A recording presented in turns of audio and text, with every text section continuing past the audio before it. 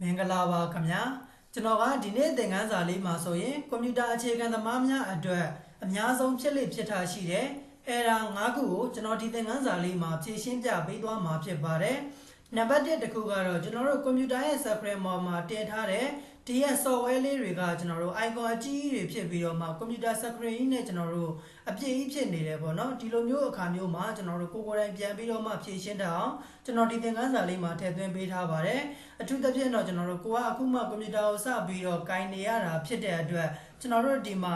ကိုကမသိသေးဘူးကွန်ပျူတာမှာကျွန်တော်တို့ keyboard ကနေပြီးတော့ control ကိုလက်ကဖိထားပြီးတော့ software တစ်ခုခုပေါ်မှာတင်ပြီးတော့မှ mouse ရဲ့ဘေးလုံးလေးနဲ့ကျွန်တော်တို့လှိမ့်ကြည့်လိုက်တယ်ဆိုရင်ကျွန်တော်တို့ကွန်ပျူတာရဲ့ screen ပေါ်မှာ software တွေကကျွန်တော်တို့အခုလိုမျိုးအကြီးကြီးဖြစ်သွားတတ်ပါတယ်ဒီလိုအခါမျိုးမှာကျွန်တော်တို့ကကိုယ်တိုင်ပြန်လဲပြီးတော့မှမဖြေရှင်းတတ်ဘူးဆိုရင်ကိုယ့်အတွက်ကျွန်တော်တို့တော်တော်လေးတိုင်ပတ်တာကိုတွေ့ရပါတယ်เนาะအဲ့တော့ဒါလေးကကျွန်တော်တို့ဒီကျွန်တော်လာပြီးတော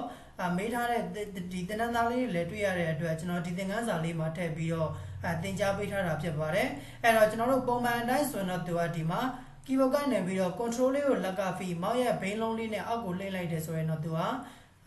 software icon လေးတွေကကျွန်တော်တို့ပုံမှန်အတိုင်းပြန်ပြီးတော့သေးသွားမယ်ပေါ့နော်ဒီလိုမျိုးကျွန်တော်တို့ကအကြီးအသေးလုပ်ချင်တာကို keyboard ကနေ control ကိုလက်ကဖိ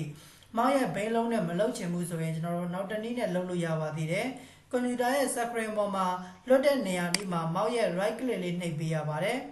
right click နှိပ်ပြီးသွားပြီဆိုရင်တော့ view ဆိုတဲ့ထဲကိုကျွန်တော်တို့ဝင်ပေးရတယ်ဒီနေရာမှာကျွန်တော်တို့ပုံမှန်အတိုင်းတော့ small ရယ် medium ရယ် large icon ရယ်ဆိုပြီးသူက3ခုရှိပါတယ်ကိုက software icon လေးတွေကိုသေးသေးလေးတွေပဲကြိုက်တယ်ဆိုရင်တော့ view ဆိုတဲ့နေရာလေးမှာ small ကိုရွေးထားပေးလို့ရပါတယ်ကိုကထိတဲ့နည်းလေးပို့ပြီးတော့မှကြီးကြီးလေးမြင်ချင်တယ်ဆိုရင်တော့ medium ကိုရွေးလိုက်ပေါ့နော်ဒါဆိုရင်တော့သူကနည်းနည်းလေး software icon လေးတွေကကြီးလာတာကိုတွေ့ရပါလိမ့်မယ်ဒါအောင်မှ view တွေကနေပြီးတော့မှ large icon ကိုနှိပ်လိုက်တယ်ဆိုရင်တော့ software တွေကကျွန်တော်တို့ကွန်ပျူတာရဲ့ screen ပေါ်မှာအကြီးကြီးတွေကျွန်တော်တို့မြင်တွေ့ရမှာဖြစ်ပါတယ်ဒီလိုအခါမျိုးမှာပုံမှန်အတိုင်းပြန်ပြီးတော့ထားခြင်းရင်ကွန်ပျူတာရဲ့ screen ပေါ်မှာလွတ်တဲ့နေရာလေးမှာ right click နဲ့ view ဆိုတဲ့ထဲကိုဝင်ပြီးတော့မှ small icon ဆိုတာလေးကိုနှိပ်ပေးလိုက်တယ်ဆိုရင်တော့ကျွန်တော်တို့ကွန်ပျူတာအတွက်ပုံမှန်အနေထားလေးတိုင်းကျွန်တော်တို့ပြန်ပြီးတော့မှဖြစ်သွားမှာဖြစ်ပါတယ်ဒါကတော့ကျွန်တော်တို့ပထမဆုံး error လေးတစ်ခုကိုဖြည့်ရှင်းပြပေးသွားတာပေါ့နော်အဲ့တော့နောက်တစ်ခုကတော့ကျွန်တော်တို့ search bar ကျွန်တော်တို့ပျောက်နေတဲ့ error လေးဖြစ်ပါတယ်ဒီ error လေးကလည်းတော်တော်များများလေးခုရပိုင်းအမေးများတာတွေ့ရတဲ့အတွက်ကျွန်တော်ဒီသင်ခန်းစာလေးမှာပြန်ပြီးတော့မှသင်ပြပေးထားပါတယ်ကျွန်တော်တို့ကွန်ပျူတာရဲ့ဒီအောက်ခြေလေးမှာ search bar ဆိုတာလေးရှိတယ်เนาะတခုခုကိုကျွန်တော်တို့ကွန်ပျူတာရဲ့ setting တွေကိုဝင်ချင်တာပဲဖြစ်ဖြစ် software တခုခုကိုရိုက်ပြီးတော့မှရှာမယ်ဖွင့်ချင်တာပဲဖြစ်ဖြစ်ကျွန်တော်တို့ဒီရဲ့ search bar လေးကနေပြီးတော့ကျွန်တော်တို့အလွယ်တကူရိုက်ရှာပြီးတော့မှဖွင့်လို့ရတယ်အဲ့တော့တခါလေးမှာကျွန်တော်တို့ကွန်ပျူတာကိုကလစ်ရင်းနဲ့ကိုယ်ကလည်းကွန်ပျူတာအခြေခံအခုမှစပြီးတော့လေ့လာနေတယ်ကွန်ပျူတာကလစ်ရင်းနဲ့ဒီရဲ့ search bar ကတခါလေးကျရင်ပျောက်သွားတတ်ပါတယ်ဒီလိုမျိုးပျောက်သွားတဲ့အချိန်မှာကျွန်တော်တို့ပြန်ပြီးတော့မှကိုယ်တိုင်ဖြည့်ရှင်းတတ်အောင်ဒီသင်ခန်းစာလေးမှာလိုက်ပြီးတော့လေ့ကျင့်ပါမယ်เนาะအဲ့တော့တကယ်လို့မြန်ကိုယ်ကွန်ပျူတာလေးမှာဒီရဲ့ search bar လေးကပျောက်သွားလို့ဆိုရင်တော့ကျွန်တော်တို့ဒီအောက်ဆုံးမှာကျွန်တော်တို့ tab bar ဆိုတဲ့ဒီအမဲအောင်တန်းလေးရှိပါတယ်အဲ့ဒီအမဲအောင်တန်းလေးပေါ်မှာ right click လေးနှိပ်ပါမယ် right click နှိပ်ပြီးသွားပြီဆိုရင်တော့ကျွန်တော်တို့ဒီမှာ search bar ပျောက်သွားတာဖြစ်တဲ့အတွက် SCARCH search ဆိုတဲ့ထဲကိုဝင်ပေးရပါတယ်ဝင်ပြီးသွားပြီဆိုရင်တော့ဒီနေရာလေးမှာကျွန်တော်တို့ show search icon ဆိုတဲ့နေရာလေးမှာအမှန်ချက်လေးဖြုတ်ပေးထားမယ်search ဒီမှာ hidden ဆိုတာလေးကိုလှုပ်ထားလိုက်တယ်ဆိုရင်ကျွန်တော်တို့ဒီမှာဒီကွန်ပျူတာမှာ search bar လေးကပျောက်သွားပါတယ်အဲ့တော့ပြန်ဖော်ချင်တယ်ဆိုရင်တော့ဒီရဲ့ tab bar လေးပေါ်မှာ right click လေးနှိပ်တယ် search ဆိုတဲ့ထဲကိုဝင်ပြီးတော့မှ show search icon ဆိုတာလေးကိုကျွန်တော်တို့အမှန်ချက်လေးပြန်ပြီးတော့ထည့်ပေးလိုက်မယ်ဒါဆိုရင်တော့ကျွန်တော်တို့ဒီမှာကွန်ပျူတာရဲ့ screen ပေါ်မှာအခုလိုမျိုး search bar လေးကျွန်တော်တို့ပြန်လည်ပြီးတော့မှရောက်ရှိလာပြီဖြစ်ပါတယ်ဒါကတော့ဒုတိယအမေးများတဲ့မေးခွန်းလေးဖြစ်တဲ့အတွက် search bar icon အဖြုတ်အတက်လုပ်တဲ့နည်းလမ်းလေးဖြစ်ပါတယ်ဒါလေးကိုနားလည်လောက်မယ်လို့ထင်တယ်နော်ပြီးရင်နောက်ထပ်နံပါတ်3 error လေးကတော့ကွန်ပျူတာ screen စောက်ထိုးကြီးဖြစ်သွားတဲ့ error လေးပါဒီ error ကတော့တော်တော်များများလေးကြုံဖူးလောက်မယ်လို့ထင်တယ်ခုရပိုင်းမှာကျွန်တော်တို့တော်တော်လေးလည်းအမေးများတာတွေ့ရတဲ့အတွက်ဒီသင်ခန်းစာလေးမှာထပ်ပြီးတော့မှထည့်ပေးထားပါတယ်ကွန်ပျူတာ screen မှာကျွန်တော်တို့ကတခါလေကြာရင် screen ကြီးက software တွေကကျွန်တော်တို့ပြောင်းပြန်ကြီးဖြစ်သွားတတ်ပါတယ်အထူးသဖြင့်ကျွန်တော်တို့ keyboard ကနေပြီးတော့ control ရယ် order ရယ် left at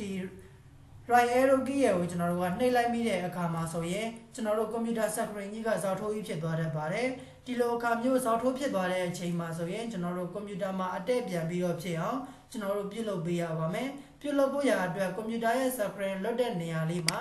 right click နှိပ်ပေးရပါတယ်ပြီးရင်တော့ display setting ဆိုတဲ့အထဲကိုကျွန်တော်တို့ဝင်ပေးရပါမယ်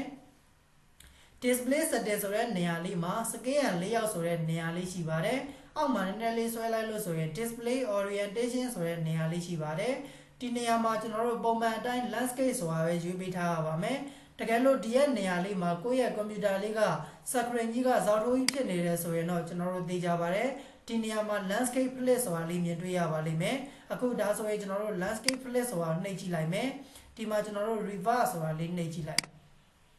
sorry ဒီမှာကျွန်တော်တို့ဒီထက်ကနေပြီးတော့မှ landscape flip ဆိုတာလုပ်လိုက်မယ် key change ဆိုတာလေးကိုနှိပ်လိုက်တယ်ဆိုရင်ကျွန်တော်တို့ကွန်ပျူတာရဲ့ screen ကြီးကဇောက်ထိုးကြီးဖြစ်သွားတာကိုမြင်တွေ့ရပါလိမ့်မယ်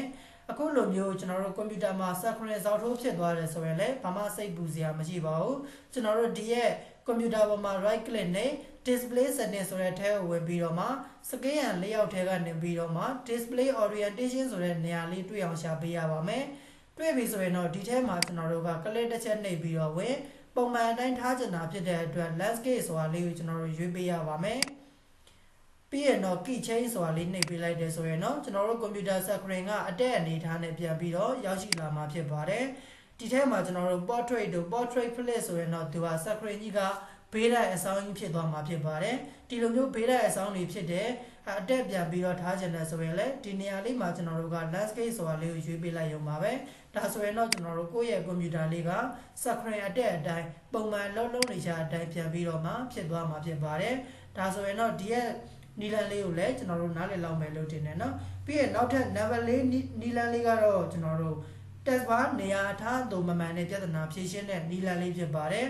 တခါလေမှာကျွန်တော်တို့ test bar ဆိုတာကဒီရဲ့ကျွန်တော်တို့ကွန်ပျူတာရဲ့အောက်ခြေမှာရှိနေတဲ့ဒီရဲ့အမဲရောင်ဘာတန်လေးကိုကျွန်တော်တို့က test bar လို့ခေါ်ပါတယ်တခါလေမှာဒီရဲ့ test bar လေးကအောက်ခြေမှာမရှိဘဲနဲ့ကွန်ပျူတာရဲ့ဘယ်ဘက်ဘေးညာဘက်ဘေးတွေဒါမှမဟုတ်ကွန်ပျူတာရဲ့အပေါ်ဘက်အခြမ်းတွေမှာကျွန်တော်တို့ရောက်နေတတ်ပါတယ်ဒီလိုမျိုးကျွန်တော်တို့ကိုယ့်ရဲ့ကွန်ပျူတာမှာဒီ tab bar လေးကအထက်အောက်တွေရောက်နေတယ်ဘေးတိုက်တွေရောက်နေတယ်ဆိုရင်ကျွန်တော်တို့ပုံမှန်အတိုင်းအောက်ခြေလေးမှာပြန်ပြီးတော့ထားချင်တယ်ဆိုရင်တော့သူ့ရဲ့ tab bar လေးပေါ်မှာ right click လေးနှိပ်ပေးရပါတယ